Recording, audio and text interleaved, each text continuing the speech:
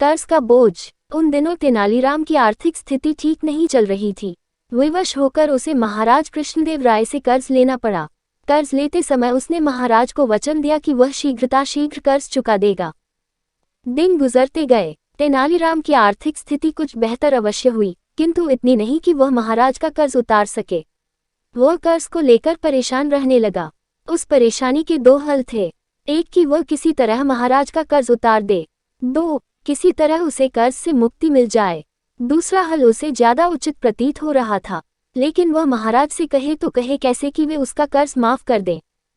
बहुत सोच विचार कर उसने एक योजना बनाई और इस योजना में अपनी पत्नी को भी शामिल कर लिया। फिर एक दिन उसने अपनी पत्नी के माध्यम से महाराज को संदेश भिजवाया कि उसका स्वास्थ्य ठीक नहीं है, इसलिए वह कुछ दिन दरबार में उपस्थित नहीं हो पाएगा। संदेश भिजवाने के बाद उसने दरबार जाना बंद कर दिया।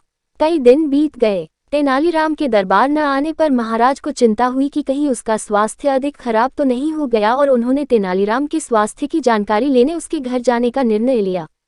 एक शाम महाराज तेनालीराम के घर पहुंच गए। पत्नी ने जब महाराज को देखा तो तेनालीराम को इशारा कर दिया और वह बिस्तर पर जाकर कंबल ओढ़कर लेट गया। महाराज तेनालीराम के पास गए और उसका हाल चाल पूछने लगे। तेनालीराम तो कुछ न बोला, लेकिन पत्नी बोल पड़ी, महाराज, जब से आपसे कर्ज लिया है तब से परेशान रहते हैं। आपका कर्ज चुकाना तो चाहते हैं, लेकिन चुका नहीं पा रहे हैं।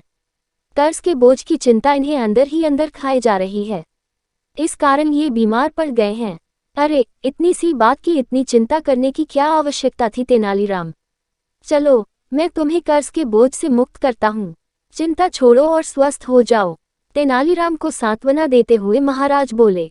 ये सुनना था कि तेनालीराम कंबल फेंक तुरंत उठ बैठा और मुस्कुराते हुए बोला, आपका बहुत बहुत धन्यवाद महाराज। तेनालीराम को स्वस्थ देख महाराज बहुत क्रोधित हुए और बोले, ये क्या तेनालीराम, तुम तो स्वस्थ हो।